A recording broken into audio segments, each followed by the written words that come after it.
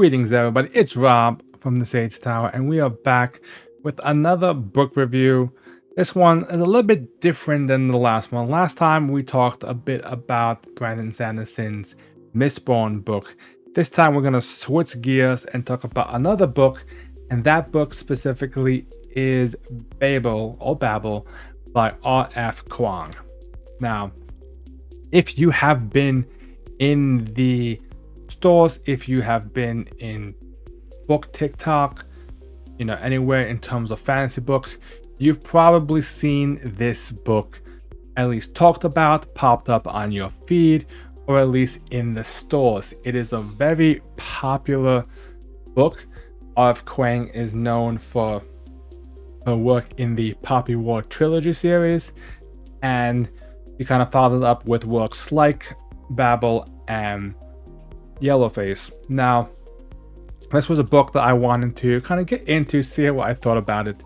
I knew it was going to be an interesting read to kind of go into it based on some of the context that I know leading into it, which is that a lot of her stuff does with that like racism stereotype type approach with society and kind of rebelling against the system, if you will. So, as always, we're going to do a little bit non-spoiler talk first, followed by a spoiler talk at the end, and then some final thoughts and final review all the way at the end, so you can hop around depending on if you want spoilers or not. So let's hop into the non-spoiler section.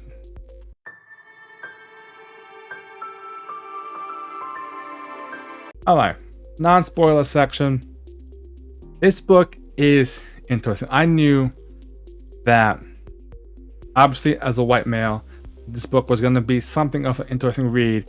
This book is set in 1830s East India Trading Company, strong vibes of colonialism and imperialism throughout this book. So I knew that was going to be a pretty big push of it. Now, that being said, book is kind of considered, I guess you could consider like a dark academia type book, and again, none of this stuff is spoilers. It's literally back of the book. You can most of it is there. Where your main character, Robin Swift, is essentially adopted, groomed into becoming a translator at the Oxford Royal Institute of Translation, otherwise known as Babel, the Big Tower. Of course, named after the Tower of Babel from the Bible. Now, I will say that the first part of it is kind of a bit slow and not much really happens. Like, it's a lot of going on until you actually start to get like the actual school stuff going. And I will say the etymology stuff is actually really interesting. I believe R.F. Kuang does have like degrees in language studies, and it shows off here very clearly. What makes it interesting is that some of these kind of talks are actually intriguing and like little like good things to learn.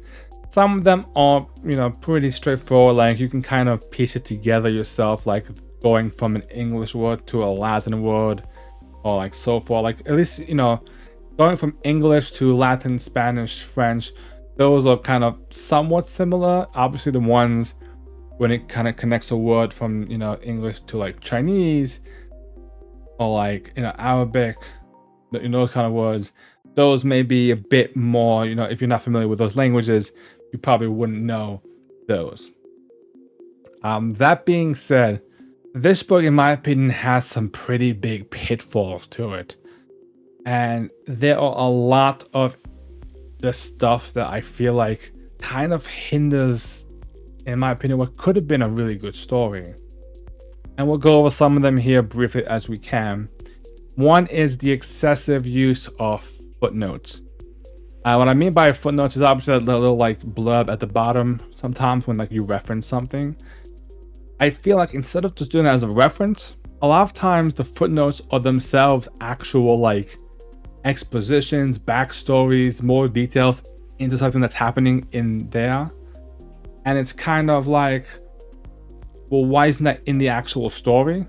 Like, I understand that telling it from the character's perspective, and then it goes, oh well, something kind of like this battle of etc., and then they go and talk about it down in the footnote and give you like a paragraph footnote. That sometimes there's a few pages where the footnotes are bigger than what's actually on the actual page. Like, it's wild, some of these footnotes, and it just kind of, in my opinion, gets a bit much. Like, it just the footnote stuff, a lot of it also is telling you things, straight out like telling you stuff. A lot of it does kind of go into the kind of real world implications, or real world mixed with this fantasy world, kind of what really happened with some of these people. Spoilers: most of the British people, most of the British white males, generally are terrible people. That is not spoiler in terms of the book. That's just kind of, it's 1830s imperialism. It was a pretty strong suit to that. So that's kind of a bit much. The story itself is okay. It's, it definitely picks up, I would say, halfway through. It kind of gives you a decent kind of interesting build up and climactic ending, which in my opinion kind of falls flat near the end. And then when you actually start to look deeper at stuff, you notice a lot more holes in stuff. And for that, we're gonna have to talk about spoilers. All right, spoilers. Where do we begin? Let's begin with the two things we kind of hinted at in the first section. Fantasy. This book shouldn't be considered a fantasy book. Sorry, not sorry. It's not. I hate to say it. This book barely meets the criteria, in my opinion, of a fantasy book. It's 1830s imperialism with a slight magical upgrade. And I say slight.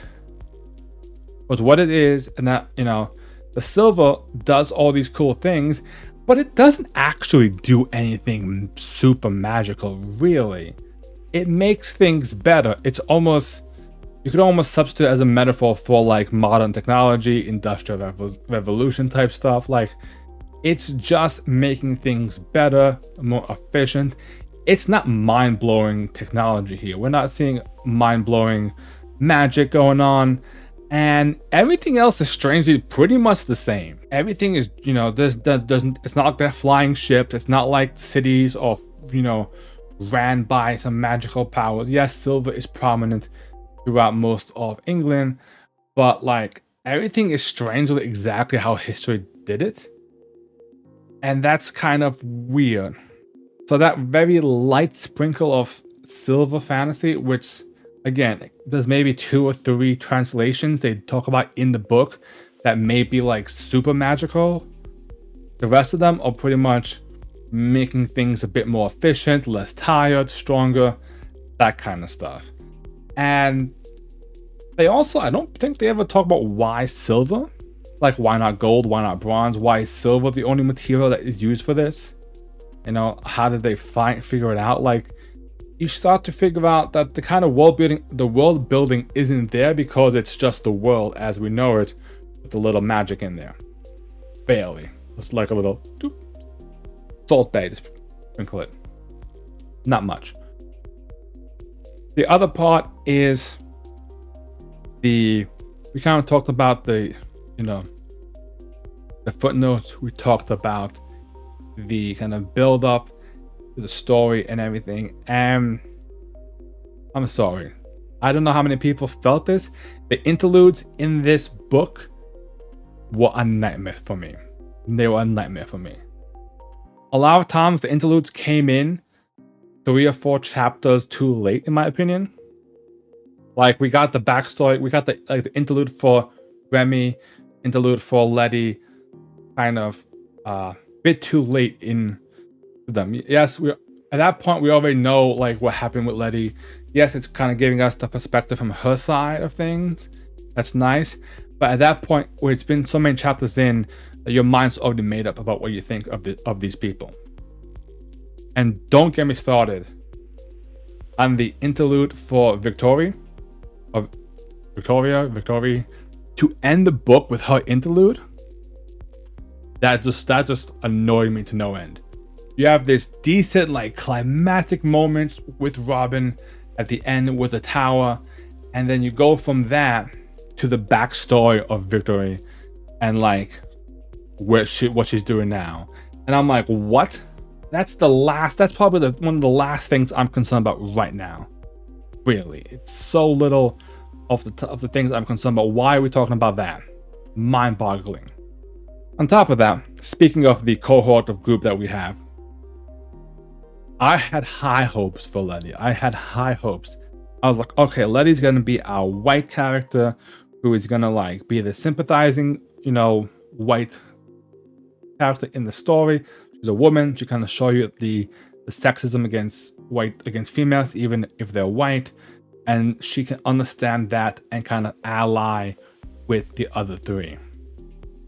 And that never happened. Like they get mad at her for not understanding stuff, and what eventually should have been this kind of good point, she becomes a plot tool to give you the argument of the white people that basically say, well, you getting all this good stuff, you have the benefit, you living in this nice, you're living the life. So why are you mad? You have everything that you want. You'll get a cushy job. You dress nicely. You get nice food, all this stuff. And because they don't understand the idea that even though they may have all this stuff, they'll still be considered a second-class citizen in society. They may be a translator. They may be all these different things, but they'll never be the same as a pure Londoner, a pure white male doing the same job.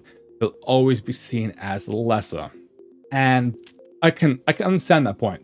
That's a very strong point. That makes sense.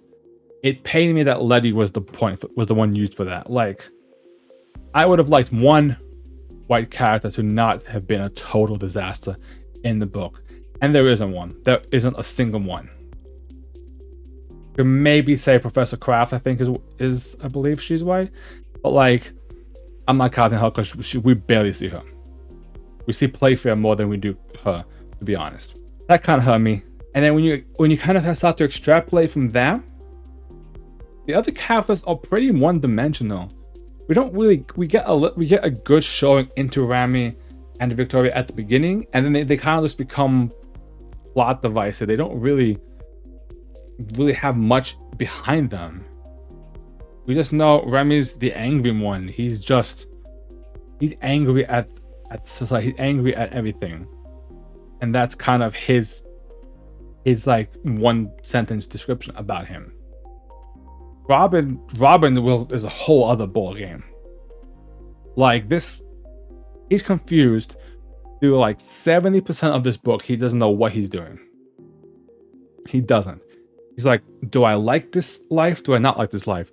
Do I want to support my people? Do I want to have my friends and have this nice cushy world that I'm not part of? And then he literally, in my opinion, has this like Daenerys, like Game of Thrones type plot arc where he goes from this to just burn the world down. Everything's going to hell. Everything. And it's just like, it's like that. Yes, it starts from when he kills his father to then, eventually to Rami's death and Griffin's death. Those were the ones that trigger him off. But like, I mean, he went like 0 to 100. Like before he was kind of like, okay, maybe, going back and forth between, but this time he was like, the minute that happened, he just was like, burn it down. Like, if he could, he would have destroyed everything in the tower 4 days before it actually happened. He was ready to take stuff out. And that change was crazy. I like the whole kind of like siege and all that stuff at the end. That action packed kind of like seeing them get into gear was really cool. But yeah, Robin's change and the kind of one-dimensionalness of these characters really kind of hindered the story, in my opinion, a bit. And like I said, when you first go through it, you don't think about it. But then when you actually start to like think about these characters, you go, I don't really, there's not much more beyond them. It was literally Robin is to show Asian stereotype. Rami is kind of show that like Arabic, Indian type stereotypes. You have Victory to kind of show the black female stereotype, and Letty is to show the white woman. Could have been the stereotype like racist, like sexism, but was actually shown more to be turned into that, well, why don't you just accept the gifts you have kind of stuff. And that's really the main selling point for most of these characters. And when your character is that one-dimensional, you kind of don't care with that. And what I mean by that is I don't feel like the death of Griffin, the death of Rami, they weren't that special. That's like, you know, there are some books and some death scenes in some books that like you read it and you go, what? Like you're like, it hits you. I don't think the characters weren't built up. We didn't see Griffin for half the book.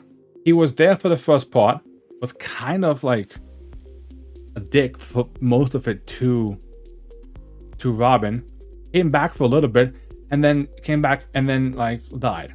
Yeah, like he didn't give us much endearment to him. We didn't even get much true story. You know, there's a little like, I guess a little Easter egg of that there's more kids like them, I guess, kind of deal. Like based on the note that like he gave Victory, but like, okay, that never panned off. Hermit Society really didn't pan out. Like nothing really happened there. And it was just, the book in my opinion started, like I said, the book in my opinion started off slow, picked up a bit, and then just flopped in the end with Robin's off the rail attitude and that interlude at the end of it. It was wild to me. All right, the final review section. So we've had a lot to talk about between the non-spoiler and the spoiler section, or I may rename that the rant section because there was quite a few rants in that section to go about. Now, what to say about Babel? The book, if I had to give it a rating, I would give it a 3.5. What I would give this book out of 5. And I don't think it deserves the praise. Like people were like off selling this book like crazy. It's not a 5-star book in my opinion. Nah, I'm not just saying it as a white male. I think the storyline isn't that strong. The characters aren't that strong. It's not a fantasy book, as we've discussed. And that's actually coming up from my original thoughts. When I was reading the book, I probably went, this is how I probably went, like without any context. Probably like a 2 at the beginning. I was like, this book's kind of boring. Started to get better. 3. Okay, stuff's getting pretty good now. It's getting actually interesting. 4. And 3.5, the ending hit me. I wasn't happy with the ending. So that's how my kind of stuff how my score probably went through reading it. And there's some books that if I have to like struggle to put myself to read it, like I'm like, normally I read, and if I sit down and I'm like, I don't really want to read this book right now, like that's not good. That's not good stuff. There are books that I can sit down and I can blow through half a book because I'm just like so engrossed in the story and the characters, and that wasn't the case in this book. With that, what are your guys' thoughts on Babel? Let me know down in the comments, and I hope you guys have enjoyed watching this video talking about this book about an arcane history